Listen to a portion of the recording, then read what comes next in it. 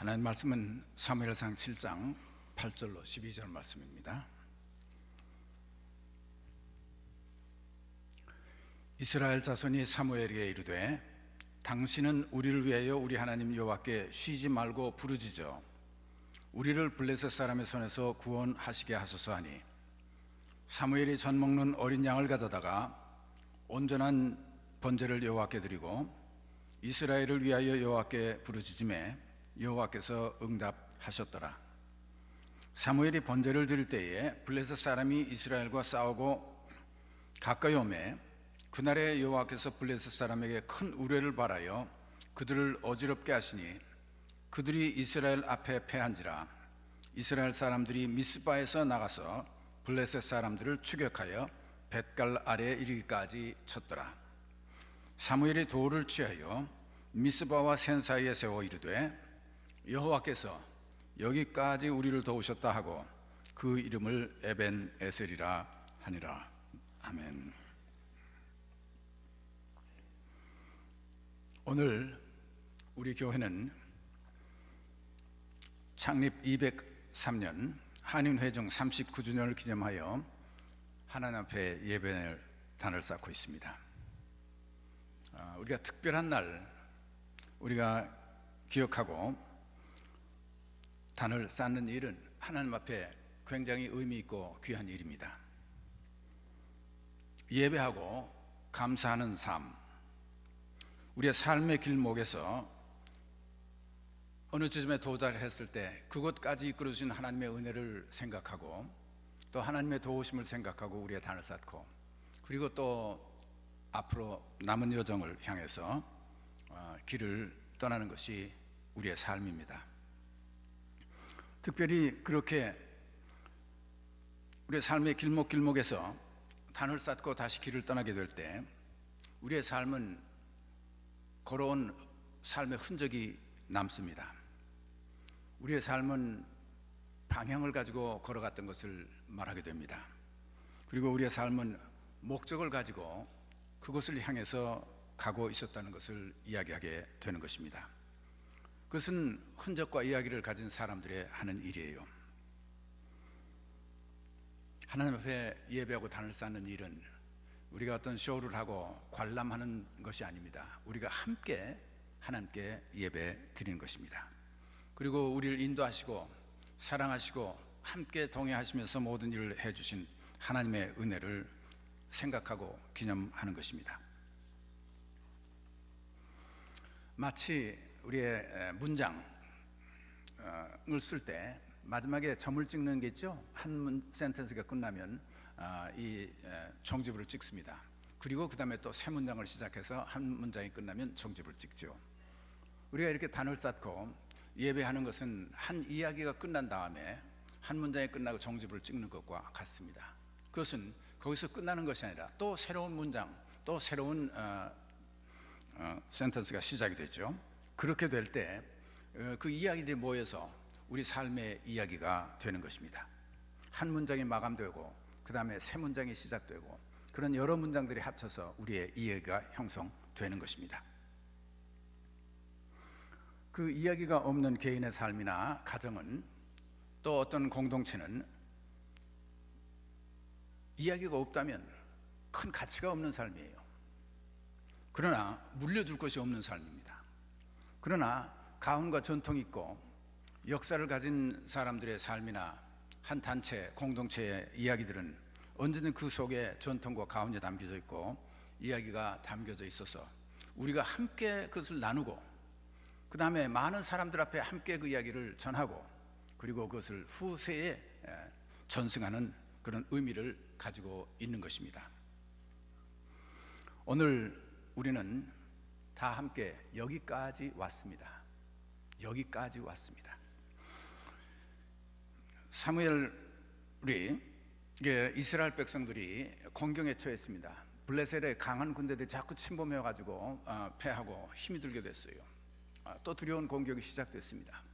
그래 이스라엘 백성들은 사무엘 선지자에게 와서 간구하죠. 우리를 위해서 하나님께 번제를 드리고 그리고 기도해 주세요. 계속해서 기도해 주세요. 그러면 우리들이 나가 싸울 테니까. 사무엘 선지자에게 다른 것을 요구하지 않았죠. 이 적들을 막아주세요. 대신 싸워주세요. 하늘에서 불이 내려서 이 적들을 진멸해 주세요 하는 얘기가 아니었습니다. 기도해 주세요. 하나님께 온전한 번제를 드리고, 그렇게 했을 때 사무엘은 온전한 번제를 하나님께 드렸습니다. 그리고 기도를 했어요. 간절히 기도, 끄지 않고 기도를 하고 있을 때 이스라엘 백성들은 나가서 싸웠습니다. 정말 적들은 강한 군대였었어요. 그런데 기적적으로 하늘에서 우레가 바라고 해가지고 그 전쟁에 승리를 할 수 있게 됐습니다. 그랬을 때 이스라엘 백성들과 사무엘 같이, 사무엘은 그곳에 단을 쌓았습니다. 그리고 여기까지 우리를 하나님께서 도우셨다 해서 그 단을 쌓았던 것이, 그리고 그곳 이름을 에벤 에셀이라고 했어요. 도움의 돌. 우리 하나님께서 여기까지 우리를 도와주셨다. 오늘 이 시간에 먼저 여기까지라는 말을 생각해 보십시다. 여기까지 도와주셨다. 우리가 여기까지라고 하는 말은 그냥 단순히 여기라고 하는 말과 달라요. 우리가 있는 장소에서 여기 우리가 있다 하는 얘기와 우리가 여기까지 왔다고 하는 얘기는 다른 의미를 가지고 있습니다. 여기까지 왔다고 하는 사실은 우리가 단순히 여기 있다는 것과 다른 얘기예요. 그러면 지금까지 걸어온 여정이 있었어요. 그리고 앞으로 갈 길이 있습니다. 그리고 한 길을 통해서 목적을 가지고 우리가 걸어가다가 지금 여기 이 순간에 서서 돌아온 길을 되돌아 보는 것입니다. 그랬을 때 내가 걸어온 길이 아니라 그저 우연히 여기가 우리가 있구나, 야 이거 어떡하나 하는 것도 아니요, 또 잘 됐기 때문에 야 정말 우리가 재수가 좋구나 하고 그런 얘기를 하는 게 아니죠. 하나님께서 여기까지 우리를 도와주셨구나 하는 것을 그렇게 보는 거죠. 우리 인생은 도박이 아닙니다. 어떤 사람들은 삶을 도박처럼 사는 사람이 있어요. 한 탕에 뭔가 이룰 것을 생각하고 자기 가진 걸 투자하죠. 그러다가 잃었어요. 그러면 이거 큰일 났다 하고 또 갔다가 다시 또 투자하고 또 도박을 해보죠. 그러다가 성공이 되면 우리가 됐다. 그 다음에 또 갔다 투자를 합니다.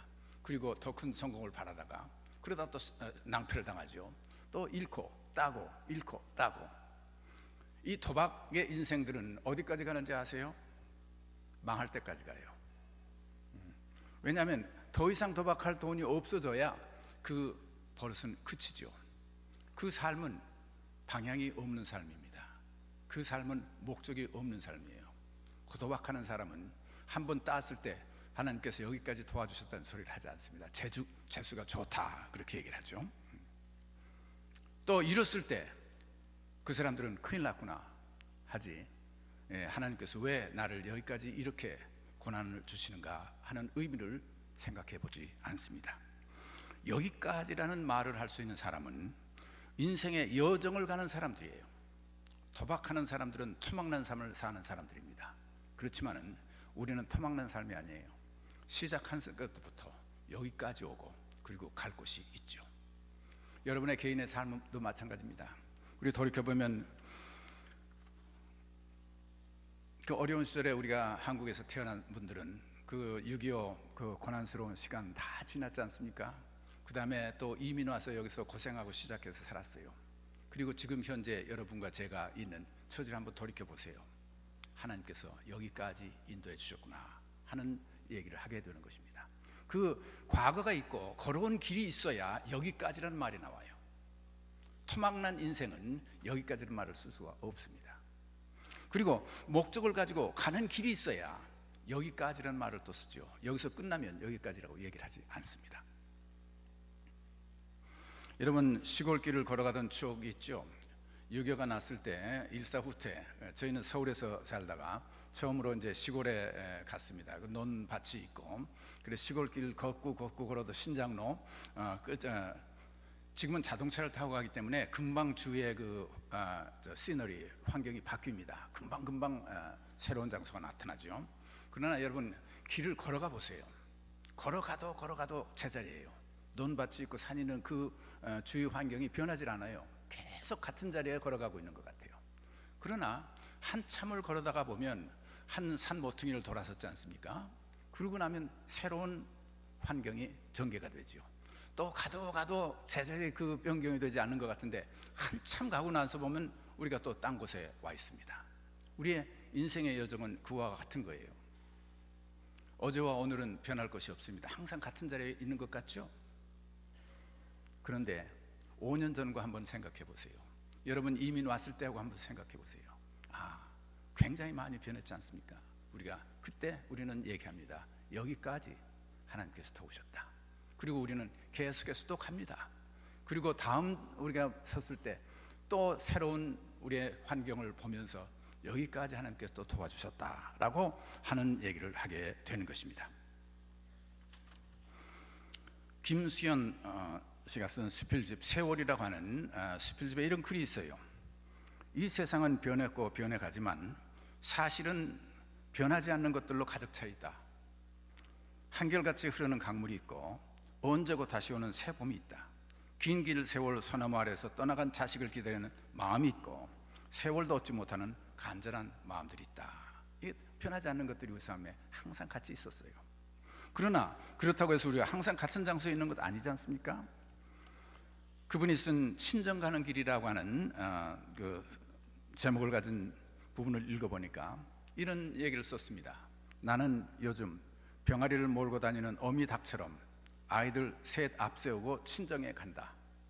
병아리를 햇빛 쬐고 모이 나누어주고 멀리 가지 못하도록 지켜보는 것이 그동안 나의 일이었고 삐약거리는 소리 접어두고 친정에 앉아있다 해도 여전히 한가로운 기분이 되살아나지 않는다. 아버지는 나를 보실 때마다 얼굴이 안 되었다고 하신다. 친정에 갈 때는 화장도 안 하고 편한 옷을 입고 가서 그런지 딸내미 나이 먹은 것 잊으신 채 자꾸 얼굴이 안 되었다고만 하신다. 이른이 되신 아버지야말로 기력이 예전 같지 않으시고 오랜 감기로 고생하시면서 나보고만 안 되었다는 것이다. 어째 내 얼굴이 영 안 됐다. 여기까지 내가 와 있구나. 우리 세월을 지나간 다음에 돌이켜 보면 옛날하고 다르지 않습니까? 이 김수현 씨도 옛날 처녀 시절에 친정에서 살던 그때를 아마 기억했을 거예요. 그런데 어느덧 세월이 흘러서 지금은 딴 환경 속에 있죠. 여기까지 우리가 와 있다는 것입니다. 나의 손자리, 내 마음이 와 닿아 있는 곳을 우리가 볼 수 있을 때, 그리고 그 안에 항상 하나님께서 우리를 인도하신 손길을 우리가 볼 수 있을 때 우리는 여기까지라는 말을 할 수가 있는 것입니다.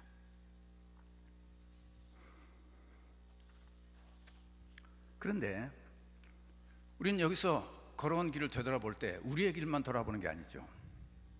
아브라함은 갈 길을 모르고 떠난 여정에서 가는 곳마다 머무는 곳마다 텐트를 치고 그리고 단을 쌓았습니다.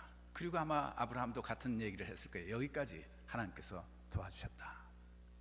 이스라엘은 40년 광야 생활을 마치고 가나안 땅을 눈앞에 보면서 이젠 위대한 영도자 모세도 떠나고 여호수아와 함께 건너야 할 요단강을 보면서 어쩌면 그들은 여기까지 하나님께서 도와주셨다 얘기를 했을는지 모르겠죠. 오늘 읽은 본문에도 마찬가지입니다. 가나안 땅을 정복하고 하나님께서 아브라함에게 약속하셨던 보이는 이 땅을 너와 내 자손에게 주리라고 약속하신 그 땅에 이제는 한 민족을 이룬 큰 무리로 이스라엘 백성들이 그 땅에 살고 있었습니다. 그러나 아직 임금이었었어요. 이스라엘은 아직 나라가 이루어지지는 않았습니다.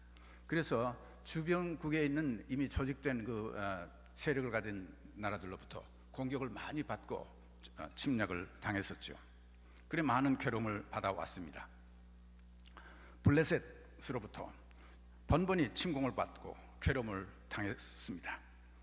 그때 사사 마지막 선자가 된 사무엘에게 이스라엘 백성들이 와서 부탁하지 않습니까? 우리를 위해 기도해 주세요. 그랬을 때 하나님께서 도우셔서 이스라엘이 큰 승리를 거두게 되죠. 도저히 이길 수 없었던 전쟁이었지만 하나님의 도우심으로 승리를 거두게 됩니다. 그때 그들은 다행이다, 잘됐다, 야 우리가 이겼구나 라고 얘기를 하지 않았습니다. 하나님을 기억했어요. 하나님께 기도했고 그 기도의 응답이 이루어졌다는 얘기입니다. 사랑하는 성도 여러분, 우리가 어려움과 고난이 있을 때, 우리 앞에 불가능한 것들이 있을 때 여러분 기도하지 않습니까? 하나님께 기도했어요. 간절히 기도했죠. 그리고 응답이 이루어지고 그 기도가 응답되어졌을 때, 자칫 잘못하면 우리 잊어버리고 이렇게 될 줄 모르고 괜히 걱정했었네, 그런 소리를 하는 게 아니에요. 틀림없이 하나님께서 우리의 기도를 응답하시고 이루어주셨구나 하는 얘기입니다. 그것이 여기까지 왔을 때 우리가 돌이켜보면서 이제는 하나님을 기억하는 거예요. 우리가 하나님께 간절히 기도했었고 하나님께서 도와주셔서 우리가 이 자리에 서 있구나 하는 얘기죠. 여러분의 가정을 보아도 마찬가지입니다. 여러분의 사업체를 보실 때도 마찬가지입니다. 우리의 교회, 한 사회나 국가의 우리의 역사를 돌이켜보면서도 마찬가지예요. 하나님께서 모든 것을 주장하시고 도와주시죠. 우리가 믿고 소원한 일들은 하나님께서 그 일을 해결해 주셨다는 얘기예요. 그렇기 때문에 우리가 어려움이 있을 때 하나님께 간구할 때도 하나님께 나와야 되지만, 하나님께서 응답해 주게 이루어 주셨을 때도 하나님을 기억해야 하는 것입니다. 흔히 어떤 때 그런 사람들이 얘기를 해요. 뭐 이런 일은 누가 어떻게 해서 이런 일이 어떻게 돼서 이렇게 억울하게 이런 일이 생겼고 저런 일이 생겼다. 여러분, 하나님은 어디 가셨어요? 우리가 다 한 일들입니까? 사람들이 한 일입니까? 아니죠. 하나님을 기억하시는 분들은 그런 얘기를 하는 게 아니에요. 하나님께서 도와주셨다, 하나님께서 일을 이루셨다 하는 겁니다. 잘 되었을 때도 하나님께서 하신 일이요, 우리 눈앞에 잘못된 현상이 일어났을 때도 여전히 하나님의 섭리와 장중에서 모든 것을 합력해서 선을 이루시는 하나님께서 하시고 계신다는 걸 우리가 인정하고 살아야 되는 것이죠. 범사의 여호와를 인정하라, 그리하면 내 길을 지도하시리라. 우리는 범사의 모든 일에 하나님을 인정하고 살아야 돼요. 하나님의 존재, 하나님의 하시는 그 놀라운 능력, 그리고 우리가 하나님께 간구했을 때 하나님께 도와주시는 그 손길을 인정하고 살아야 되는 것입니다. 우리가 필요할 때는 하나님께 부르짖고, 그 다음에 일이 이루어지면 내가 잘했다 하는 게 아니죠. 또 일이 그르쳐지면 어떻게 돼서 이렇게 됐느냐, 사람들이 이렇게 저렇게 해서 이렇게 됐다, 우리가 얘기할 수가 없는 거예요. 하나님의 장중에 모든 것은 있습니다. 기회를 열어주시는 분도 하나님이시오, 기회를 닫는 것도 하나님이시죠. 때를 정하시는 분도 하나님이십니다. 그리고 우리를 승리로 이끄시는 것도 하나님이시오, 어떤 때 우리에게 좌절과 실패를 경험하게 하시는 것도 하나님이십니다. 중요한 것은 하나님께 의지하고 사는 사람들은 어느 길목에 서 있든지 여기까지 하나님께서 도와주셨다 하는 것을 얘기할 수 있는 사람이 되어야 되는 것입니다. 하나님께서 도와주셨다는 말을 할 때 언제든지 우리는 하나님의 모습을 생각해야 됩니다. 신앙생활을 한다고 하면서도 항상 하나님의 은혜는 다 충분하게 생각하지 못하는 사람들이 있어요. 하나님, 내가 이만큼 기도하고 이만큼 간구했는데 나한테 이게 뭡니까? 하는 불만을 가진 사람들이 있어요. 그분에게는 하나님은 아직도 무언가 미흡하게 일을 이루시고 계시는 하나님으로 생각하는 거죠. 어떤 성도님들은 하나님을 인색하신 하나님처럼 생각하는 사람들이 있습니다. 어떤 성도님들은 하나님을 잔인하신 분이라고 생각하는 사람들도 있어요. 어떤 성도님들은 하나님과 짓궂게 일하신다 생각하시는 분도 있을지 모르죠. 하나님을 그렇게 믿고 가는 사람들은 그 인생이 얼마나 답답합니까? 그리고 진정 하나님이 인색하신 분입니까? 진정 하나님이 잔인하신 분이십니까? 진정 하나님이 짓궂은 하나님이십니까? 아니시죠. 우리가 하나님을 성급하게 그렇게 판단하는 게 아니에요. 내게 닥치는 어떤 사건을 가지고 하나님을 판단하는 게 아닙니다. 하나님께서 나를 도우셨다고 생각할 때 여러분은 참다운 하나님의 모습을 알아야 됩니다. 전능하시고 능력이 많으신 하나님이시죠. 우리가 하나님께 한 것보다 하나님께서 더 많은 것으로 은혜를 베풀어 주신 하나님이시죠. 독생자까지도 아끼지 않고 우리를 위해서 보내주신 하나님 아세요. 어린 소년 다윗은 자기 조그만 몰매로 그 골리앗 장군을 향해 나갑니다. 골리앗 장군은 네가 나를 개로 알고 장대를 들고 나오느냐 이렇게 했죠. 그러나 그는 그 골리앗 장군을 물리쳤죠. 여호와의 이름으로 나는 나간다 말이죠. 한 방에 날려 승리하게 했을 때 다윗은 어떻게 생각했어요? 하나님께서 도와주신 일이죠. 그때 하나님께 골리앗 장군을 대항해서 나가던 그 다윗이 하는 소리 있지 않습니까? 나를 사자와 사제 발톱 곰의 이빨에서부터 나를 구원해 주시는 하나님께서 하나님을 알지 못하는 너한테 아무것도 아니라고 생각하고 도전했던 것입니다. 기도원의 300용사, 그들은 횃불과 항아리 그리고 꽹과리로 정리에 승리한 사람이 아닙니다. 무기에 비하면 아무것도 아닌 것이지만 하나님의 도우심으로 그들은 승리를 했던 것이죠. 갈멜산에서 400대 1의 대결을 바알 선지자와 함께 벌였던 선지자도 승리케 하신 분은 하나님이신 것을 인정하는 것입니다. 여기까지 하나님께서 도와주셨다. 진정으로 여러분의 삶 속에서 하나님의 도우심을 인정하셔야 됩니다. 우리의 교회에도 하나님의 도우심을 인정하셔야 돼요. 삶은 우리가 지도를 보고 가는 것처럼 가다가 멈춰서 지도를 한번 펼쳐봅니다. 그러면 우리가 여기 와 있구나. 그리고 앞으로 갈 길은 저만큼 더 가야 되겠구나. 우리 교회가 가야 될 길이 많이 있습니다. 또 프로싱 제일교회는 앞으로 하나님께서 원하시는 들어서 이 지역사회에서 정말 칭찬받고 존경받는 귀한 교회로 우리를 발전시켜 주실 거예요. 우리 교회 어린이날 지금 그런 교육관을 다 지어놨지만 그 어린이들이 작아요. 이제 우리 교회는 그런 일에 사명을 가지고 그쪽에 많은 투자를 해야 됩니다. 그리고 프로그램을 거기다가 전부 정성을 들여서 이제 앞으로 이 교회가 어린아이들로 젊은이들로 가득 찬 교회가 될 날을 우리가 바라봐야 되겠죠. 여기까지 하나님께 도와주신 하나님께서 앞으로 가는 길 또 도와주실 것을 우리는 믿게 되는 것입니다. 우리가 하나님께 이 감사의 재단에 단을 세우고 우리가 그 다음에 또 떠나야 돼요. 그러면 내년에 다시 이 자리에 오지 않습니다. 물론 교회는 같은 자리에 우리가 모이지만은 이미 우리는 다른 장소에 와 있어요. 그때 또 내년에 우리가 여기까지 오셨구나 또 얘기를 할 수 있게 되는 거죠. 우리는 돌로 단을 쌓고 예배를 드리고 떠날 때 그 자리에 다시 돌아와서 옛날 세워놨던 그 돌을 어루만지고 옛날 추억하는 것이 아니죠. 그 돌은 이제 지나 또 다음 곳에 가서 또 하나님께 단을 쌓게 되는 것입니다. 돌 근처에서 맴도는 게 아니죠. 한 번 떠난 자리는 우리가 다시 되돌아올 수 없습니다. 그러나 분명히 아는 것은 하나님께서 우리의 가는 길을 정하시고 거기까지 가는데 우리는 여기까지 도우신 하나님께서 요 다음에 또 도와주실 것을 우리가 믿게 되는 것입니다. 그래서 우리의 삶이 다 간 후에 주마등처럼 우리의 걸어간 발자취를 우리가 돌이켜 볼 때 그 풋프린트라고 하는 시가 있습니다. 거기 자기의 일생을 돌이켜 보니까 모래 긴 길에 두 셋의 발자국이 있었어요. 하나는 주님께서 붙잡고 같이 동행해 주신 주님의 발자국이요, 하나는 자기의 풋프린트 발자국이 모래 위에 나 있습니다.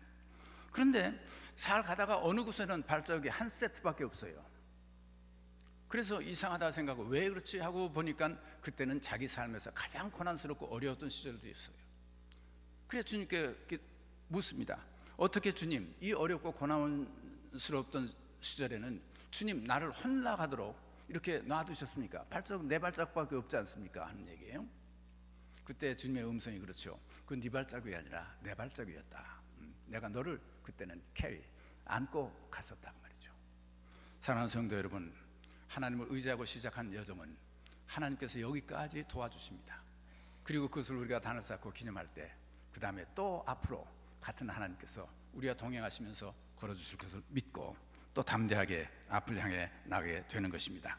사랑하는 성도 여러분, 이제 우리 교회 창립기념주일을 맞이하면서 다시 한번 하나님께 감사하고 또 여러분의 삶에서도 여러분의 가정과 하시는 일들을 돌이켜보면서 여기까지 여호와께서 도와주셨다, 에베네셀을 고백하시고 사시는 여러분 삶이 되시길 주의 이름으로 축원합니다. 우리 기도합시다.